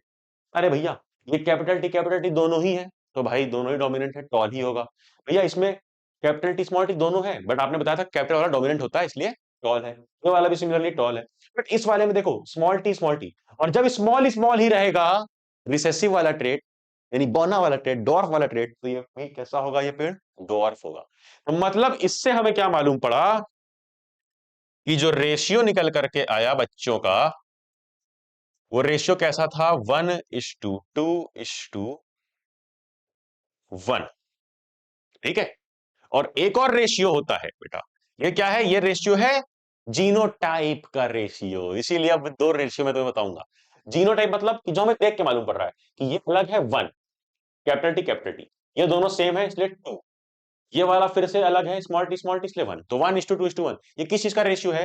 ये है बेटा जीनोटिपिक, यानी जीन का रेशियो। किसका बेटा? जीन का रेशियो, कि जेनेटिक मटेरियल का अंदर का रेशियो। बट वहीं अगर हम बाहर से बस देख पाए, ये सब हमें नहीं पता है, बाहर से बस देखो क्या दिखेगा? बाहर से दिखेगा भैया कि ये वाला भी टॉल है, ये दोनों भी टॉल है, क्योंकि टी कैपिटल वाला डोमिनेंट है, तो 3 टॉल है, एक छोटका सा है डॉर्फ है। मतलब जब हम बाहर से देखेंगे तो रेशियो क्या दिखेगा? 3:1, कि 3 है टॉल और एक ही आ रहा है डॉट। और बाहर से दिखने वाले रेशियो को, जो बाहर से दिख जाए, फिजिकल, पीएच से फिजिकल, पीएच से फिनोटिपिक रेशियो, याद रखना, इसको बोलते हैं फिनोटिपिक रेशियो। तो अब मेंडल के मोनोहाइब्रिड क्रॉस में ये रेशियो पूछा जाएगा तो क्या बोलना है? Phenotypic ratio 3:1, genotypic ratio 1:2:1। यही देखो यहां पर हुआ है, यही देखो यहां पर हुआ है। अगर तुम दिमाग लगाओ और देखो जो मैंने पढ़ाया। क्या बताया भैया? सिंपल सी बात कि पहले थे ये होमोजाइगस टीटी टीटी, दोनों capital T small T small T, cross हुआ, क्या बन गया? सारे टॉल बन गए, क्योंकि सारे के सारे क्या थी? यही, ये वाले, ये वाले टॉल। क्या बोला मेंडल साहब ने कि इनके बीच में क्रॉस कराओ, इनके बीच में क्रॉस कराया तो क्या मिला? एक मिल गया टॉल ऐसा वाला होमोजाइगस, दो मिल गए टॉल हेट्रोजाइगस, और एक मिल गया डॉर्फ होमोजाइगस। तो रेशियो क्या है? 1:2:1। परसेंटेज में लिखोगे तो 25 50 25। और फिनोटिपिक रेशियो यानी बाहर से देखने वाला रेशियो क्या आया? 3:1। 75% टॉल, 25% शॉर्ट। क्या समझ में आ गई बात? हाँ। अब इस पर बेस्ड कई सारे क्वेश्चंस भी आते हैं जो हम लोग देखेंगे, बट इसके पहले डिफरेंस क्या था? F1 जनरेशन जो थी ये पहली जनरेशन थी। एफ का फुल फॉर्म क्या होता है? Filial, first filial generation. और ये क्रॉस फर्टिलाइजेशन के द्वारा आई थी दो पेरेंट्स के बीच में, दो पेरेंट्स प्लांट में क्रॉस फर्टिलाइजेशन कराई गई थी तब आई। बल्कि वही F2 generation second filial generation है, F2 जनरेशन, जो कि सेल्फिंग से आई थी। तो डिफरेंस क्या है बेटा? ये वाली F2 वाली सेल्फ फर्टिलाइजेशन से आई, क्योंकि जो बच्चे पैदा हुए थे इन्हीं में आपस में कराया गया था, इसलिए F2 आई थी। ठीक है ना? चलो आगे आओ, अब ये करेंगे हम लोग थोड़ा खेल।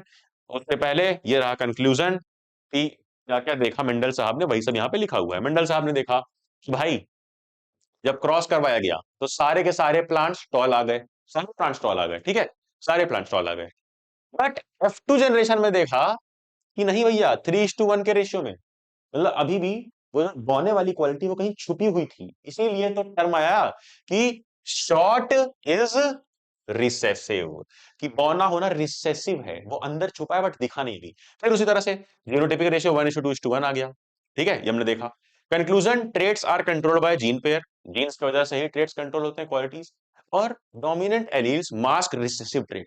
देखो दोनों थे, ईटी दोनों थे, डोमिनेंट वाला रिसेसिव वाले को दबा देता है, वही बात लिखी है। फिर allele separate during gamete formation, ये भी बात, अभी हम लॉस सारे आगे पढ़ेंगे, अभी हम ना सारे लॉस पढ़ेंगे, बट मेरा मजा आता है मुझे जब तुम क्वेश्चन करते हो। क्वेश्चन कर लोगे क्या? हाँ भैया कर लेंगे। ये वाला क्वेश्चन कर लोगे क्या? हाँ भैया कर लेंगे। तो देखो, Mendel obtained F2 generation by self pollination of F1 generation plant. अरे भाई F2 जनरेशन तभी तो मिली थी, F1 के बीच में सेल्फिंग या सेल्फ पॉलिनेशन कराई गई थी। सही हो गया, ठीक है। चलो, pure tall P plant is crossed with a pure dwarf pea plant. The percentage of tall pea plant in F1 and F2 generation is, ये वही वाला मोनो हाइब्रिड क्रॉस है जो हमने देखा। बोला गया है, बोला गया है कि ये लोग क्रॉस किए आपस में, ठीक है, क्रॉस किए। अरे भाई ऐसे ऐसे इंटू ऐसे ऐसे, जो बच्चा आया निकल करके वो ऐसे आया। टीटी सारे ही टॉल थे, ऑल, तो 100% टॉल। बट जब टीटी का आपस में सेल्फिंग कराया गया था, सेल्फिंग यानी सेल्फ पॉलिनेशन, तो F2 जनरेशन में हमने रेशियो क्या देखा था बेटा? 3:1। और 3:1 को ही रेशियो में क्या लिखते हैं? 75:25। तो 75% जो थे ये टॉल थे इसमें। तो अब F1 वाले टॉल और F2 वाले टॉल का रेशियो क्या आया? 100% और 75%। ऑप्शन क्या दिख रहा है इधर? 100% और ये तो 25 है गलत, तो 100 और 75, ऑप्शन नंबर सी। पूछा यह था कि टॉल F1 और टॉल F2 में क्या है? टॉल F1 100% थे, सारे के सारे ही टॉल थे, और F2 में सिर्फ 75% प्लांट्स टॉल थे, इसलिए रेशियो माना जाएगा। चलो यही है, देखो यहां पर देख सकते हो। आ जाओ आगे। आप देखते हैं phenotype versus genotype. Phenotype genotype वही होता है, जीनोटाइप मतलब जेनेटिक मटेरियल, फिनोटाइप जो दिखे। अब भाई इनको देख करके राकेश रोशन जी को बार बार बोला जा रहा था कि इनका बच्चा भी रंजा होगा, और इसके अंदर भी जीनोटाइप वही होंगे, जीन्स तो वही है, आंखों का कलर भी देखो सेम है, सेम बिल्कुल, जीन्स तो वही है। बट फिनोटाइप क्या, जो बाहर से दिखे। बाहर से हमें दिखा कि नहीं भाई ऋतिक रोशन के तो बाल ही बाल हैं। तो फिनोटिपिक क्वालिटी क्या है? बाहर से देखने में पता है कि भाई हाँ बाल है इसके, बाहर से हमें दिख रहा है बाल है, ठीक है, बट जेनेटिकली अंदर तो सेम ही मटेरियल है। अंदर वाली चीज होती है जीनोटाइप, बाहर जो दिख जाए फिनोटाइप। ये था लॉजिक। और ये रहा एक डिफरेंस वाला टेबल जो कि तुम लोग देख सकते हो। तो ये देखो, physical appearance, genetic material, what we see, what is written in the genes. ठीक है, जीन्स एंड एनवायरनमेंट से इन्फ्लुएंस होता है, आसपास के एनवायरनमेंट से भी। ये सिर्फ जीन्स के बेसिस पे होता है। टॉल और शॉर्ट ऐसे लिख देते हैं बस, यहां पर हेट्रोजाइगस होमोजाइगस दुनिया भर की चीजें रहती है भाई साहब। फिर ब्राउन आइज ब्लू आइज ये सब, और यहाँ बी बी बी बी ऐसे जेनेटिक भाषा में लिखा जाता है। और देखो, can two organism look same but differ? Yes, same phenotype possible. चाहे वो टीटी हो, कैपिटल टी तो भी टॉल है, चाहे वो कैपिटल टी स्मॉल टी हो, वो भी टॉल है। तो यार phenotype is possible, plant same ही है, बट जीनोटाइप में देखो, ये जीनोटाइप में भी डिफरेंट, जीनोटाइप डिफरेंट है ना, कि टीटी भी हो सकता है, टीटी भी हो सकता है। सिंपल है, सिंपल है भैया, ये डिफरेंस की टेबल थी। अब बढ़ेंगे आगे, मेंडल जी कर रहे हैं कुछ और एक्सपेरिमेंट, ये मानने को तैयार नहीं है और हमारा सिलेबस बढ़ा रहे हैं। मोनो हाइब्रिड क्रॉस तो इन्होंने किया, आगे चल करके इन्होंने एक और क्रॉस किया, बट वो जानने से पहले हम जानेंगे कि मेंडल जी दुनिया में इतने सारे पेड़ पौधे हैं, आपने मटर का ही प्लांट क्यों चूज किया, आपने पी प्लांट ही क्यों चूज किया? तो उसके कई सारे यार रीजंस थे। देखो, pea plant can be easily grown and maintain, easily grow करो मेंटेन करो, कहां बुढ़ापे में किसी गार्डनर को बुलाओ। फिर they are naturally self pollinating but can also be cross pollinated, दोनों चाहिए था उनको, ऐसा प्लांट चाहिए था जिसके अंदर दोनों हो, क्रॉस पॉलिनेशन भी और सेल्फ पॉलिनेशन भी, और मेंडल जी को ये चीज इसमें मिल गई। फिर it is an annual plant, annual plant है, therefore many generation can be studied within a short period of time, मतलब ज्यादा लंबा नहीं जीता है, शॉर्ट लाइफ साइकिल है, तो हम लोग कम साल में ही, एनुअल प्लांट है, कम जीता है, कम टाइम में ही पूरे आगे वाली जनरेशन को स्टडी कर सकते हैं ना, तभी तो पहचानेंगे F1 क्या है, F2 क्या है। वरना मेंडल जी खुद ही अगर टपक गए, बहुत लंबा जनरेशन वाला प्लांट हुआ, तो क्या होगा? तो सिंपल भाषा में फोर्थ थर्ड वाला पॉइंट कह रहा है कि इस प्लांट की बहुत ही शॉर्ट लाइफ साइकिल होती है। सिंपल है बात, सिंपल है बात। अगला, it has several contrasting characteristics, भाई कंट्रास्टिंग कैरेक्टर रहेंगे, यानी डिफरेंट कैरेक्टर रहेंगे, तभी तो पहचान पाओगे, जैसे टॉल शॉर्ट, ब्राउन ब्लैक, ठीक है, उसी तरह से अलग अलग इस पी प्लांट की भी कैरेक्टरिस्टिक्स होती हैं, जो कि तुम्हें स्क्रीन पर दिख रही हैं। अब ये देखो, 7 डिफरेंट, थाला for a reason again, 7 contrasting यानी different characteristics, 7 contrasting characteristics were there in pea plant. कौन कौन से बताओ बेटा, कौन कौन से? देखो, सीड्स, सबसे पहले सीड के बेसिस पे देखते हैं कि क्या क्या डिफरेंट क्वालिटी, कॉन्ट्रास्टिंग क्वालिटी हो सकती है। तो सीड या तो राउंड हो सकता है, या तो रिंकल हो सकता है, और सीड का जो कलर है या तो येलो हो सकता है, तो ग्रीन हो सकता है। जैसे मटर का दाना तोड़ दो, अंदर पीला या फिर हरा सीड हो सकता है। फिर वही फ्लावर कलर व्हाइट हो सकता है, व्हाइट हो सकता है। तो पहला हो गया सीड का शेप, दूसरा हो गया उसका कलर, येलो, ये येलो या ग्रीन, और तीसरा क्या है बेटा, फ्लावर का कलर। चौथा क्या है, पॉड, पॉड यानी जो मटर का पूरा वो होता है छिलका, वो मटर कैसा रहेगा, भरा हुआ टाइप का या इंस्ट्रिक्टेड, छोटे छोटे दाने होंगे। और दूसरा उसका कलर, येलो भी कई सारे होते हैं और ग्रीन भी कई सारे होते हैं। ठंडियों में हम छील छील करके, बेचारी मम्मी रख रही होती है, हम जा करके चपट्टा मार के खा लेते हैं, है ना, ऐसा ही करते हो तुम भी। फिर स्टेम, पोजीशन ऑफ फ्लावरेंस, मतलब फ्लावर एक्सियल, यानी यानी साइड साइड साइड साइड कहीं भी उगेगा, या टर्मिनल होगा, यानी सिर्फ टॉप पर उगेगा फ्लावर। तो फ्लावर की पोजीशन भी मैटर करती है, एक ये होगी। और अगला क्या है, साइज, ये जो स्टेम है वो लंबा प्लांट है या छोटा प्लांट है, वही हाइट वाली चीज। तो 7 अलग अलग इनक्वालिटीज के बेसिस पर ही मेंडल जी ने अपना क्रॉस किया। लेकिन भैया अभी तो हमने सिर्फ हाइट देखा था ना, तो अब लो मेंडल जी लेकर के आ गए दूसरा भी। अब मेंडल जी लेके आ गए डाई हाइब्रिड क्रॉस, डाई यानी डबल। यहां पर ये क्या करेंगे, दो क्वालिटीज को चेक करेंगे, दो क्वालिटीज को ध्यान से देखना, अब ये बड़ा इंपॉर्टेंट है, ध्यान से देखना। दो क्वालिटीज को अब चेक किया जाएगा। अगर मैं तुम्हें पहले थोड़ा बेसिक्स क्लियर कर दूं तो इजी रहेगा। जैसे अगर लिखा है वाई वाई आर आर, तो अब दो क्वालिटीज हैं, 4 लेटर हो गए, डरना नहीं। ये वाई वाई क्या दिखाता है, वाई वाई क्या दिखाता है, येलो। और ये आर आर क्या दिखाता है, राउंड। वहीं अगर इस तरह से लिखा है वाई वाई आर आर, तो ये वाई वाई क्या दिखाता है बेटा, येलो का उल्टा। येलो है डोमिनेंट रेड, क्योंकि कैपिटल से हमेशा डोमिनेंट रेड दिखाते हैं, जो अच्छी क्वालिटी है, बहुत ताकतवर क्वालिटी है, वही कैपिटल से दिखाते हैं चल बे साइड हेड, वो वाली क्वालिटी। मतलब यहां पर क्या है, येलो का उल्टा ग्रीन, कॉन्ट्रास्टिंग कैरेक्टर। वहीं राउंड का कॉन्ट्रास्टिंग क्या है, रिंकल्ड सीड्स, यानी परफेक्ट राउंड ना होना, सिकुड़ा हुआ होना, ठीक है, रिंकल्ड।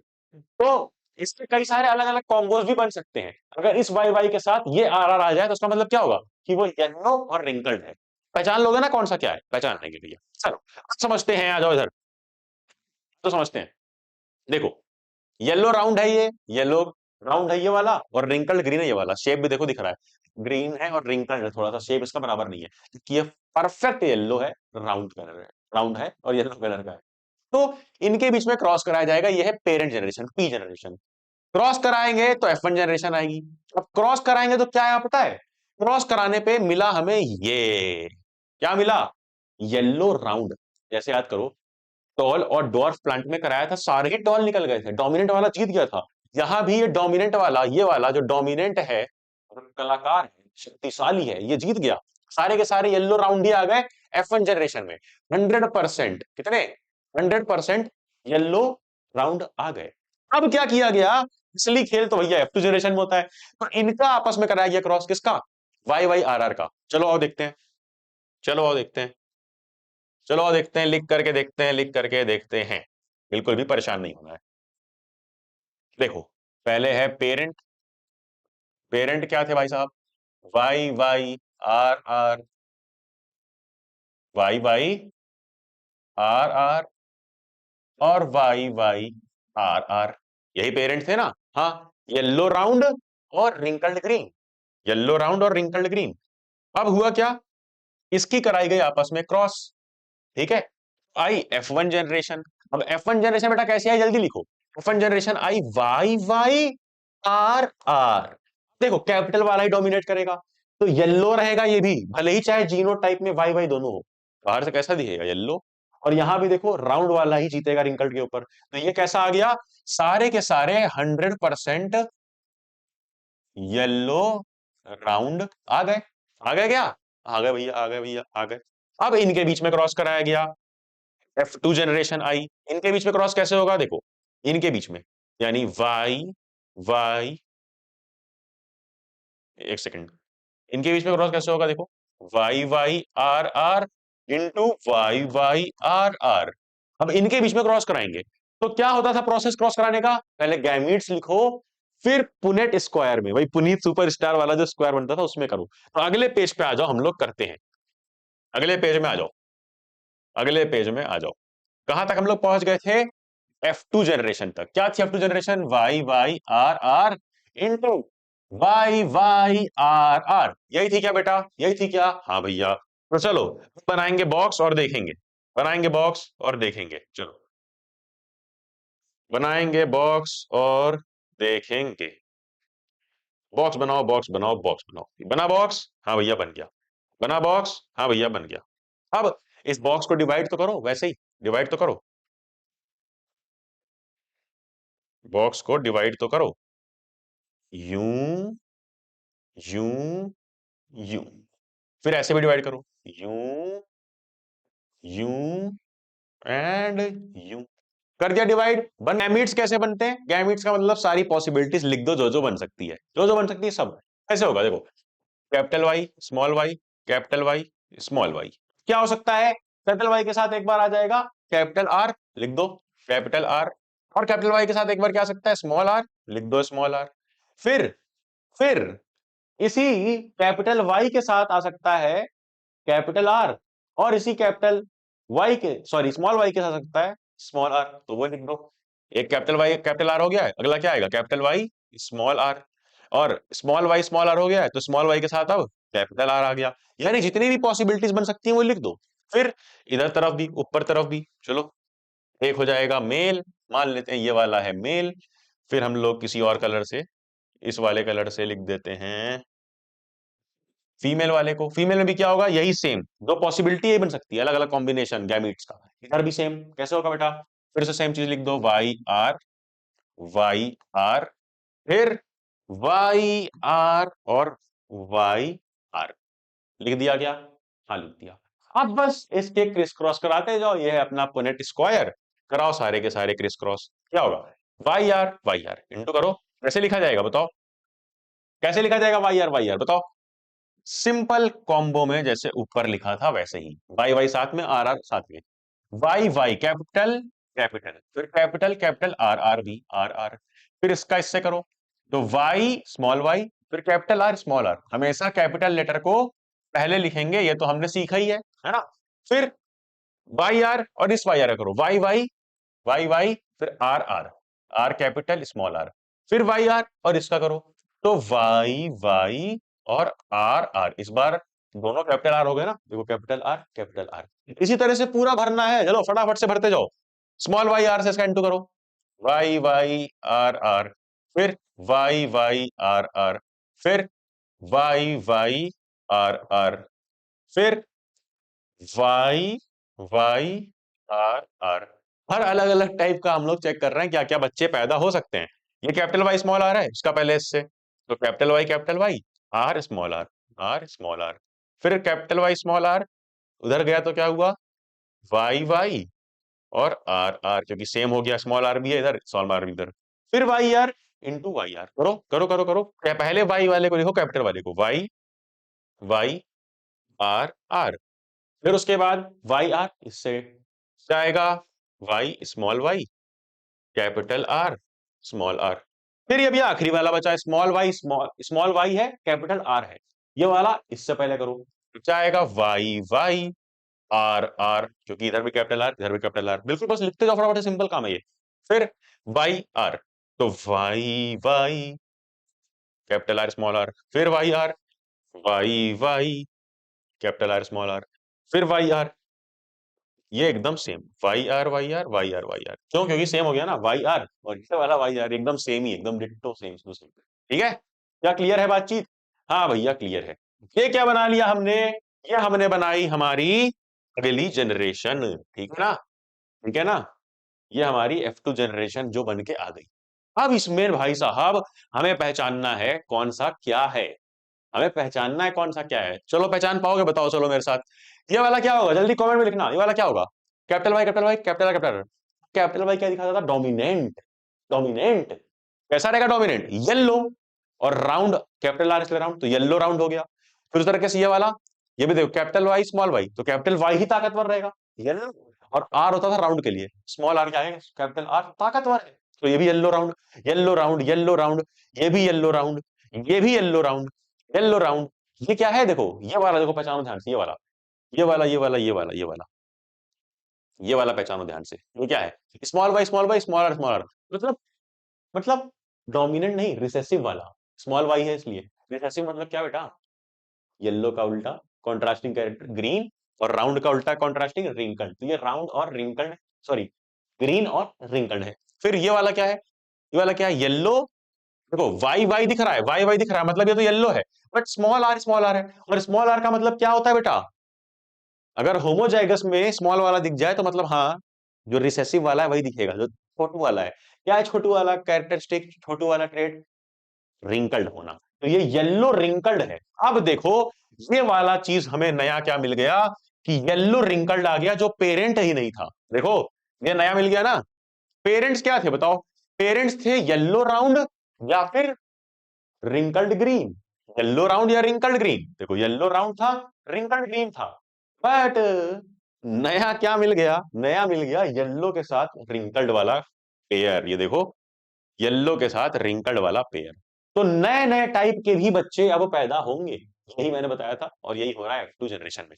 तो ये पूरा हम आइडेंटिफाई कर सकते हैं कौन सा क्या है, ठीक है, जैसे यही वाला देख लो, यही वाला देख लो, ये ग्रीन होकर के राउंड है, ये येलो होकर के रिंकल्ड है, और ये ग्रीन होकर के, क्योंकि वाई वाई छोटा छोटा है तो ग्रीन, और आर आर कैपिटल यानी राउंड, ये ग्रीन होकर के राउंड है, तो नए नए टाइप के भी मिलेंगे जो हम इस पिक्चर में देख सकते हैं। देखो ये अलग हो सकता है, बट परनेट स्क्वायर दोनों ठीक है, जैसे कि यहाँ कैपिटल वाई स्मॉल आर था, इसके नीचे हमने स्मॉल वाई स्मॉल आर ले लिया है ना, ठीक है, तो इस वजह से सीक्वेंस इसका अलग है, बट है ये सही, क्योंकि हमने बनाया है साइंटिफिक तरीके से। इसने क्या किया ना, सारे डायग्राम में क्या हुआ बस, कि इसने स्मॉल वाई स्मॉल आर को एकदम नीचे लिया, सबसे आखिरी में, सबसे आखिरी में लिया है स्मॉल वाई स्मॉल आर को, तो इसलिए हमारा सीक्वेंस सही है, जो नंबर आएगा वो भी बिल्कुल ऐसा आएगा, क्या आएगा नंबर, जो फिनोटिपिक रेशियो क्या आएगा, 9:3:3:1, कि जो 9 है वो कैसे हैं, जैसे थे, कैसे हैं, येलो हैं और राउंड हैं, वही जो 3 है वो कैसे हैं, ग्रीन है और राउंड है, नया आ गया, वही जो 3 है वो कैसे हैं, येलो होते हुए भी रिंकल्ड हैं, ये भी नया है, और ये वाला जो पेरेंट था बेचारा ग्रीन रिंकल्ड, ये तो सबसे कम है, खाली एक, ग्रीन रिंकल्ड, ग्रीन रिंकल्ड खाली एक, देखो यहाँ पर भी, देखो यहाँ पर भी एक है, ये कोने में पड़ा हुआ है, Y Y R R small Y small Y small R small R, और हमारे पास भी देखो एक ही मिलेगा तुम्हें ढूंढने पे, ये रहा, ये वाला small Y small Y small R, तो ये एक ही मिलेगा, ऐसा दूसरा नहीं मिलेगा, ठीक है, तो इसीलिए रेशियो क्या है बेटा, 9:3:3:1, क्या है रेशियो, ये है। और ये फिनोटिपिक रेशियो है। जीनोटिपिक तो बहुत सारे रेशियो बन जाते हैं, बहुत लंबा बनता है 1 पॉइंट ऐसा करके। तो जीनोटिपिक हमारे डाई हाइब्रिड क्रॉस में नहीं पूछा जाएगा। क्या पूछा जाएगा बेटा? हाँ सही पकड़े, फिनोटिपिक रेशियो। चलो ये भी समझ में आ गया। हाँ, कि भाई साहब दो रेशियोज हमें याद करने थे। हमें मोनो हाइब्रिड वाले में क्या याद करना था? Phenotypic, genotypic. फिनोटिपिक क्या था? 3:1 मोनो हाइब्रिड में, और 1:2:1 किसमें? जीनोटिपिक में, मोनो हाइब्रिड के जीनोटिपिक रेशियो। वहीं डाई हाइब्रिड में हमें बस एक ही याद करना है, फिनोटिपिक वाला रेशियो, विच इज 9:3:3:1। अब इसमें याद क्या करना है बेटा? गलती मत करना, याद करने के लिए याद रख लो, ये बाहर बाहर वाले क्या है? पेरेंट वाले, और ये अंदर अंदर वाले तीन तीन, ये क्या है? न्यू कॉम्बिनेशन जो बन गए। यानी पेरेंट क्या था? 9 का क्या था? येलो राउंड वाला, और ये रिंकल ग्रीन वाला। और थ्री थ्री जो नए बन गए, क्या बन गए? येलो रिंकल्ड और ग्रीन राउंड, जो नए कॉम्बिनेशन बन गए। चलो आ जाओ आगे। अब इसी के बेसिस पर ना मेंडल जी ने दिए 3 लॉज। इसी सब के बेसिस पर क्या थे वो 3 लॉज? देखो, पहला लॉ ऑफ डोमिनेंस, कि भाई ये कहता है कि some alleles which are variants of a particular gene found at the same chromosomal locus, locus मतलब location, are dominant over the other alleles for a given gene. क्योंकि हमने देखा था ना, टी टी दोनों था, दोनों आ गया बच्चे के अंदर, बट ये डोमिनेंट था, इसलिए यही शोकेस हुआ, यही क्या हुआ? एक्सप्रेस कर पाया अपने आप को। फिर वही दूसरा लॉ है सेग्रीगेशन। सेग्रीगेशन मतलब क्या है? कि भाई डिवाइड हो जाते हैं बिल्कुल इक्वल रेशियो में, 50-50% में। कैसे? states that two alleles for each gene separate from each other during gametogenesis, यानी गैमीट बनने के प्रोसेस में, so that the parent may only pass one allele, thus offspring can only inherit one allele from each parent। मतलब ये एक T आएगा father से और एक मदर से, क्योंकि जब गैमीट्स बनते हैं तभी ये एलील डिवाइड हो जाते हैं, ठीक है? तभी ये एलील्स डिवाइड हो जाते हैं। अब अगला है third law of independent assortment. ये क्या है? ये इंपॉर्टेंट है। लॉ ऑफ इंडिपेंडेंट असॉर्टमेंट कहता है कि alleles of different genes segregate independently of one another during gametogenesis and are distributed independently of another next generation. देखो, ये लॉ यही कह रहा है कि भाई एक क्वालिटी दूसरे पे डिपेंड नहीं होगी। वैसे जरूरी नहीं है कि येलो के साथ कॉम्बिनेशन में हमेशा राउंड रहेगा।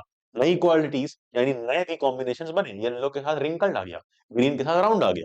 तो वही ये कह रहा है कि येलो के साथ हमेशा राउंड जाए ऐसा नहीं होगा, इंडिपेंडेंटली असॉर्ट होंगे, इंडिपेंडेंटली इनकी जोड़ी बनाई जाएगी। वही बोला गया है law of independent assortment.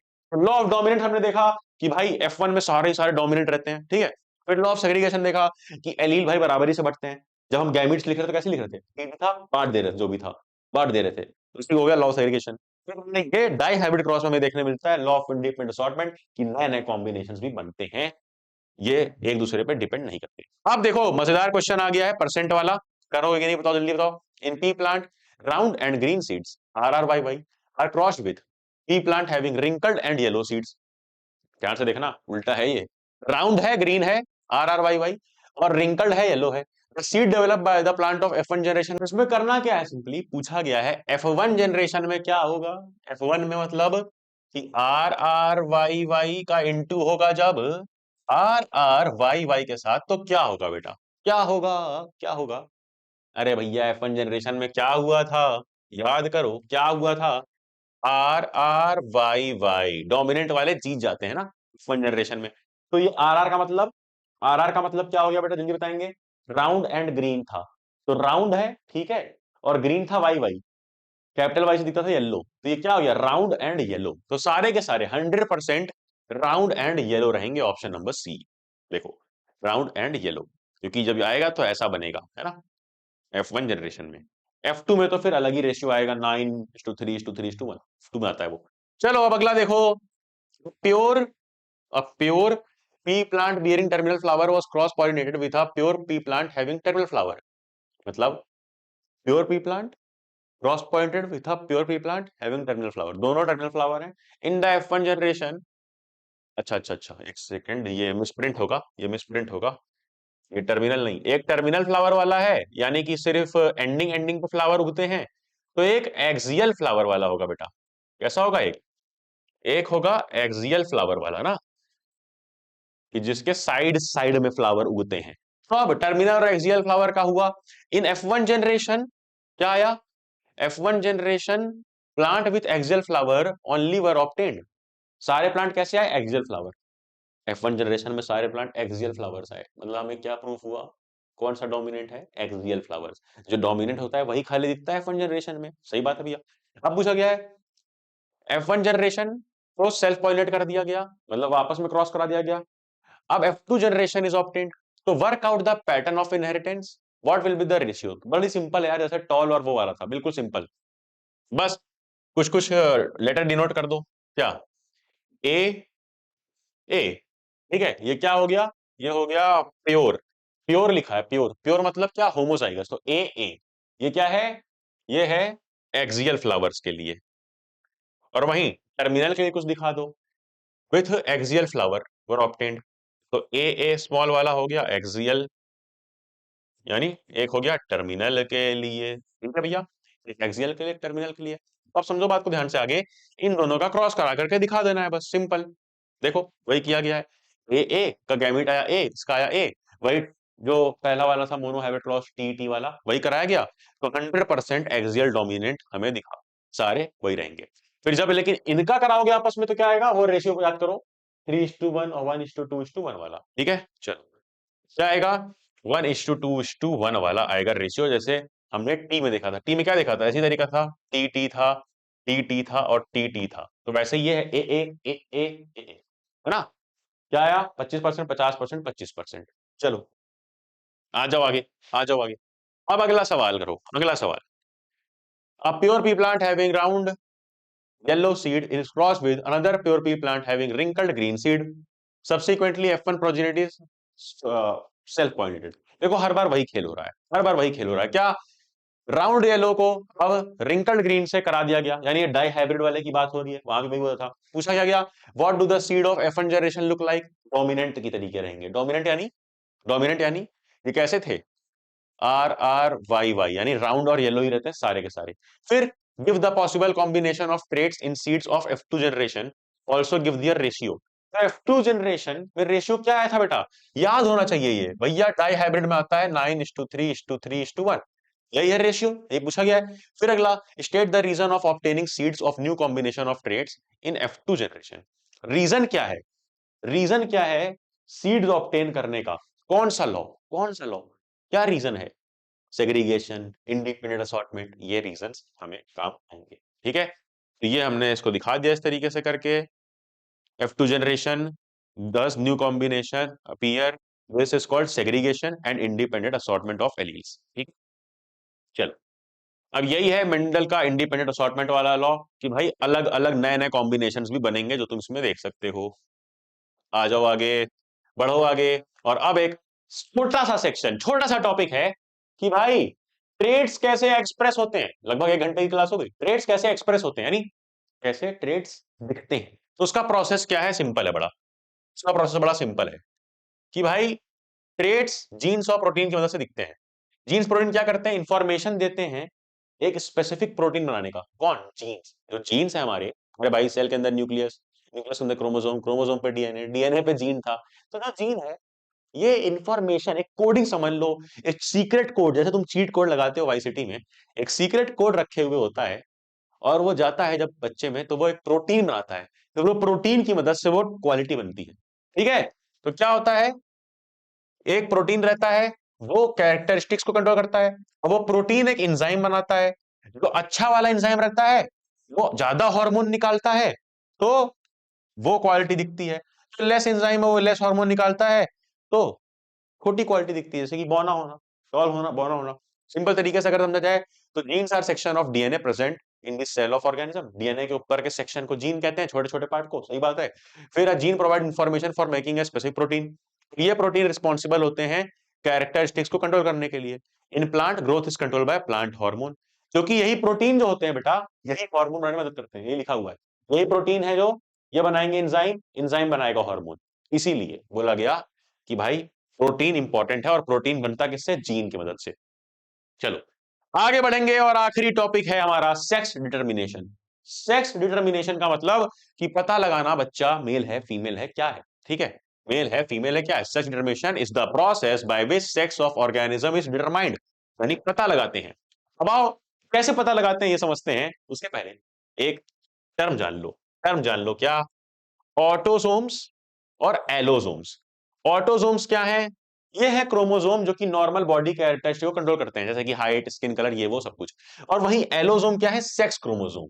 Allosome are chromosome that determine the sex of individual and also carry sex linked traits.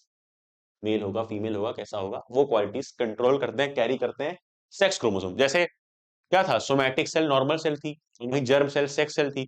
वैसे ही ऑटोसोम नॉर्मल क्रोमोसोम और एलोसोम सेक्स क्रोमोसोम। अब ऑटोसोम क्या?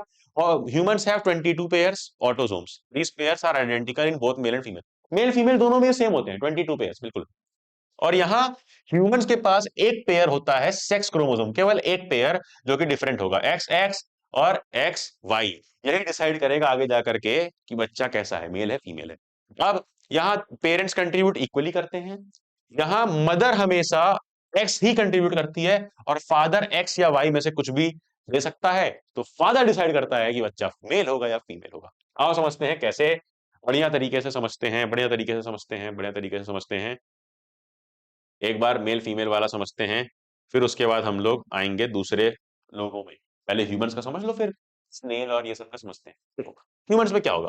देखो बेटा, मेल है फीमेल है, मेल के पास एक्स और वाई दोनों है, फीमेल के पास केवल एक्स। तो अगर मेल का एक्स और फीमेल का एक्स मिल गया, एक्स एक्स यानी एक गर्ल चाइल्ड आएगी, एक्स एक्स का मतलब गर्ल चाइल्ड। वहीं अगर मेल का वाई वाला और फीमेल का एक्स वाला मिला, एक्स वाई बना, तो क्या आएगा? मेल चाइल्ड यानी बॉय चाइल्ड।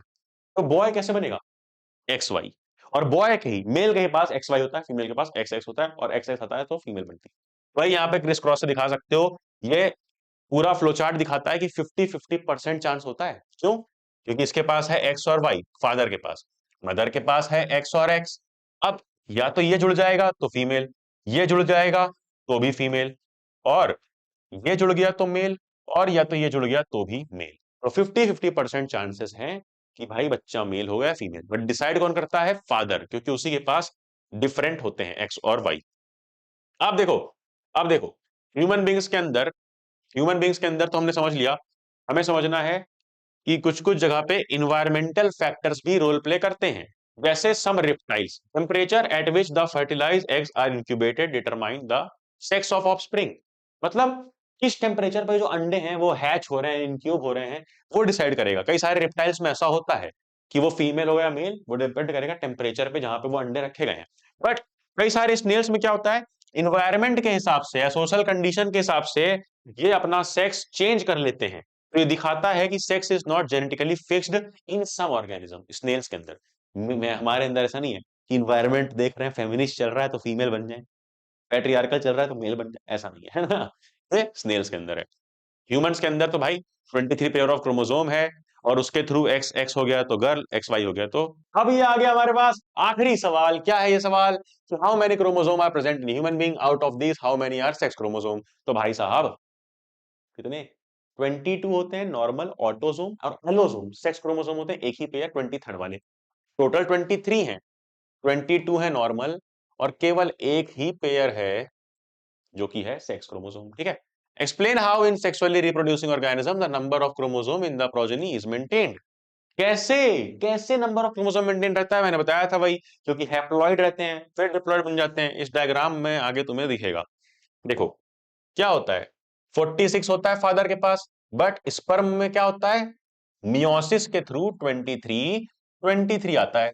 उसी तरह मदर के पास भी 46 है, बट मियोसिस के थ्रू 23 और 23 आता है। और 23 किसी का भी मिलेगा तो भाई साहब 46 आखिर में बन जाएगा। तो नंबर ऑफ क्रोमोसोम भी मेंटेन किया जाता है इसी तरीके से। माइटोसिस क्या होता है? कि जहां पर डिवीजन हो तो क्रोमोसोम का नंबर मेंटेन रहे। 46 है, बटने पर भी 46 रहे। खास बात यह है कि हमारा स्पर्म या ओवम बनते वक्त माइटोसिस नहीं होता है, ये वाला होता है मियोसिस। ये आधा कर देता है सीधे, 46 का आधा, 23 ताकि जब आगे 23 मिले तो 46 का जाइगोट मिले। बढ़िया, इजी क्वेश्चन। अब चलो, एक क्वेश्चन ये वाला है, ये आखिरी क्वेश्चन है, केस स्टडी बेस्ड क्वेश्चन। मैंने बोला था ना हर टाइप का कराऊंगा। हमने एमसीक्यू देखा, सेंसर रीजन देखा, सब्जेक्टिव देखा, अब केस स्टडी भी देख लो यार। क्या है? There are 23 pair of chromosome, इसमें से 46 होते हैं क्रोमोसोम, ठीक है, 22 होते हैं नॉर्मल, होते हैं ऑटोसोम, एक पेयर होता है सेक्स क्रोमोसोम। पूछा क्या गया है? What are chromosome. ले भैया, सिंपल सा सवाल जो हमें आता ही है भैया, बहुत देर से हम कर रहे हैं। Why is pair of sex chromosome in human male called mismatched. Human mails में मिसमैच्ड क्यों बोलते हैं? क्योंकि वो डिफरेंट होते हैं ना सेक्स क्रोमोसोम, क्योंकि मेल्स में एक्स वाई होते हैं अलग अलग, इसलिए इसको मिसमैच बोलते हैं। Show with the help of a flow chart statistical probability of getting a boy और गर्ल इज 50-50%। वाह, ये बढ़िया है। फ्लो चार्ट वही वाला बना दो कि भाई एक्स वाई है, एक्स एक्स है, एक्स एक्स आया तो फीमेल, एक्स एक्स आया तो फीमेल, और एक्स वाई इस वाला आया तो भी मेल, और एक्स वाई इधर आया तो भी मेल। तो 50-50% होता है, बट डिसाइड कौन करता है? मेल डिसाइड करता है। इसी के साथ हमने कर दिया ये चैप्टर समाप्त। अब तुम जाओ बड़ा वर्ड से पढ़ लेक्चर ऐप पे उठाओ, इसके नोट्स, पीपीटी, मटेरियल, क्विज और फ्री क्वेश्चंस की वर्कशीट भी वहीं मिलेगी। नोटिफिकेशन दबाओ कि आने वाले लेक्चर्स मिस ना हो। ये पूरी शून्य सीरीज हम कंप्लीट करेंगे, कुछ कुछ चैप्टर बचे रहे होंगे, एक दो चैप्टर वो भी कर लेंगे। नोटिफिकेशन दबा देना, कमेंट बताना कैसा लगा वीडियो। हो सकता है थोड़ा बहुत एनर्जी, थोड़ा वो लग रहा होगा मिसमैच, क्योंकि मेरी तबियत थोड़ी सही नहीं थी, बट कोशिश करूंगा आने वाले लेक्चर और अच्छा हो। वाओ, अब जाओ पढ़ो, मुझे सोने दो। Bye bye, tata, love you all. Notification दबाना क्या आने वाले वीडियो मिस ना हो। अब जाना, जा पढ़ ले।